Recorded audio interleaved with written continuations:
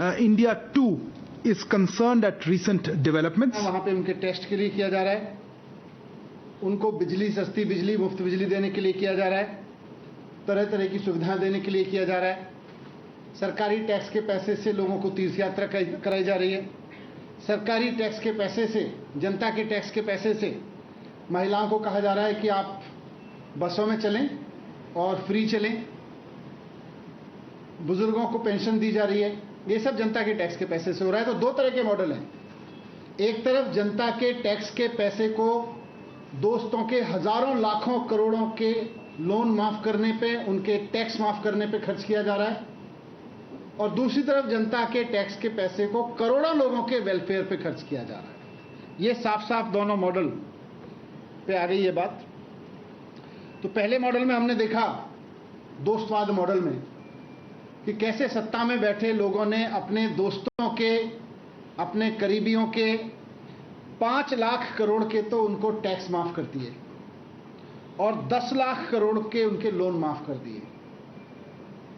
ये सत्ता में बैठे हुए लोगों के दोस्तों के हुए, आम जनता को नहीं मिला। आम जनता को इससे कुछ नहीं मिला। इस वाले मॉडल में, दोस्तवाद वाले मॉडल में आम जनता के ऊपर क्या बीतती है, थोड़ा उसको भी देख लें।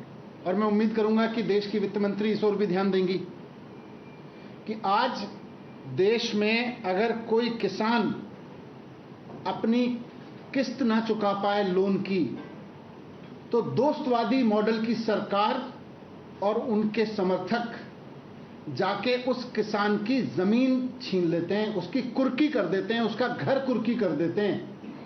अगर किसी किसान ने एक गाय खरीदने के लिए लोन लिया, कोई खेती करने के लिए लोन लिया और वो उसकी एक किस्त ना चुका पाए, उसकी कुर्की कर देते हैं,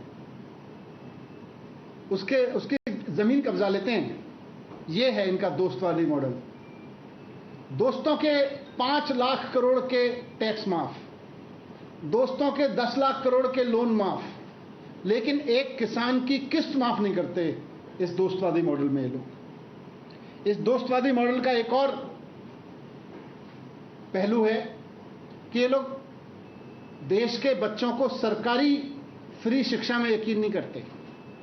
बात भले ही कितनी करते रहें, लेकिन इनका मॉडल है जमीन पे जो उतरा हुआ है, सरकारी स्कूलों को इतना बर्बाद कर दो, सरकारी स्कूलों को इतना घटिया बना दो कि उसके बाद सारे लोगों को अपने बच्चे प्राइवेट स्कूल में पढ़ाने पड़े, वो भी इनके दोस्तों को ही होते हैं। और फिर प्राइवेट स्कूल का बच्चा अपने 1 महीने की फीस ना दे पाए तो बच्चा कितना ही होनहार हो, बच्चे का भविष्य कितना ही उज्जवल हो।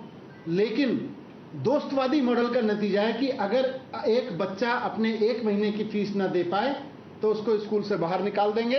वो कितना ही गिड़गिड़ाता रहे, माँ बाप गिड़गिड़ाते रह जाते हैं, बच्चा गिड़गिड़ाता रह जाता है, उसका कैरियर बर्बाद होता है।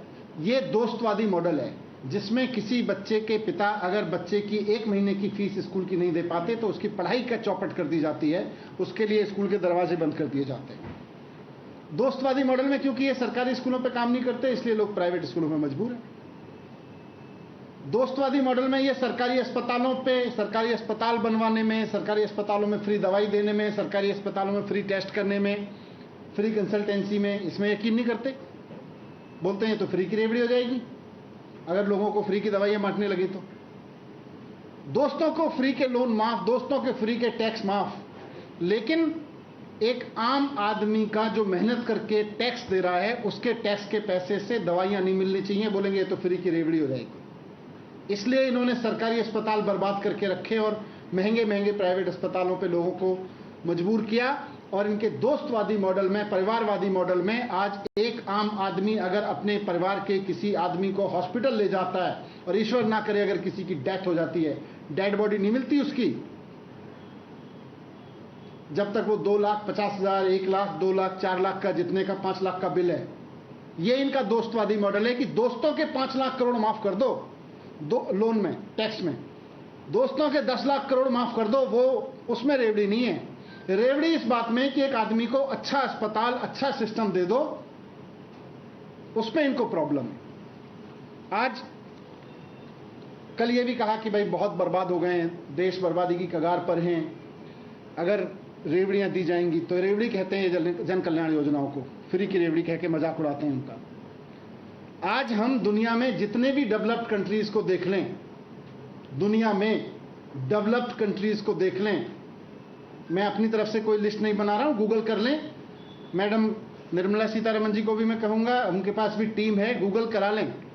डेवलप्ड कंट्रीज में जिनकी इकोनॉमी को देख के हम कहते हैं कि हम उनकी इकोनॉमी के बराबर जाना चाहते हैं, उनकी इकोनॉमी में, उनकी इकोनॉमी के मजबूत होने का कारण यह है कि वो देश अपने सिटीजन्स में इन्वेस्ट कर रहे हैं।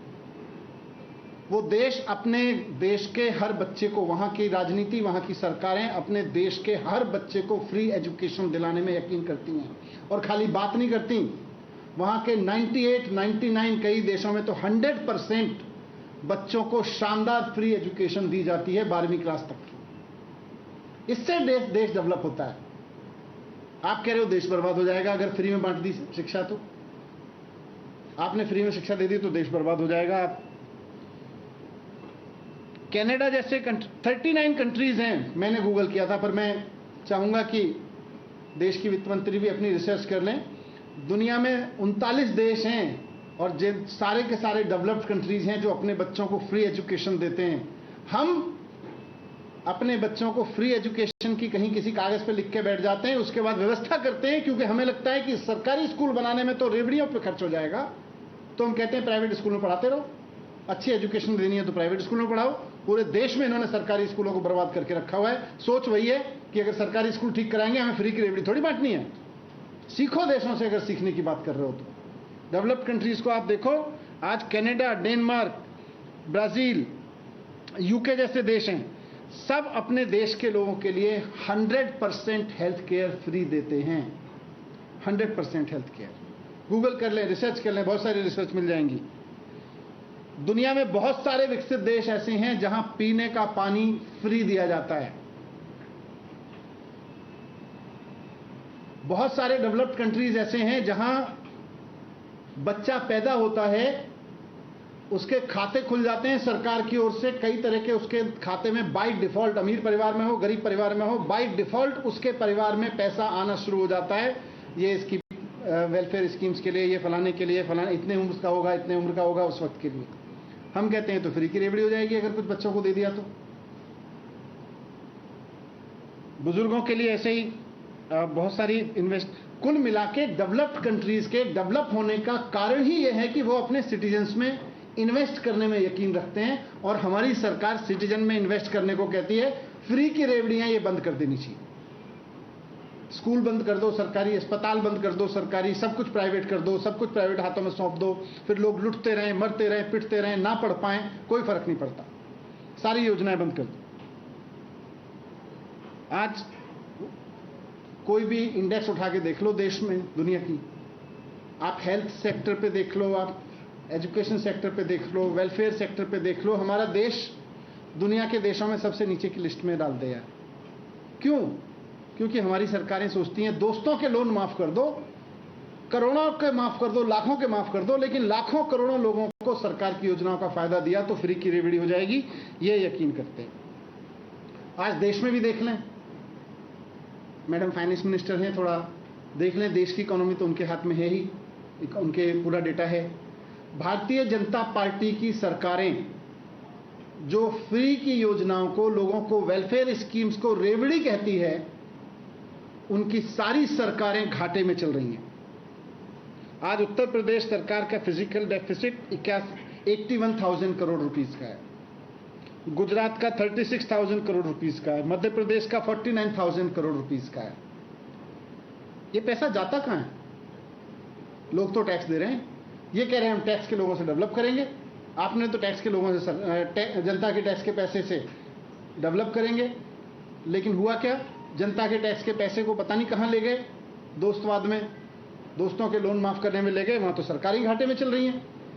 और पिछले 7 साल से लगातार दिल्ली की सरकार है जो लोगों के वेलफेयर के लिए सारा इन्वेस्टमेंट करती है, एजुकेशन में इन्वेस्ट कर रही है, हेल्थ में इन्वेस्ट कर रही है, फ्री बस, बिजली, पानी, इन सब में इन्वेस्ट कर रही है। और उसका नतीजा है, लोगों में इन्वेस्ट करने का नतीजा है कि लोगों के सरकार भी फायदे में चल रही है, रेवेन्यू सरप्लस चलती है। खुद सीएजी मानता है इस बात को। तो मैं कहना चाहता हूं कि ये जो मजाक बनाया जा रहा है भारत में गरीब आदमी का गरीबी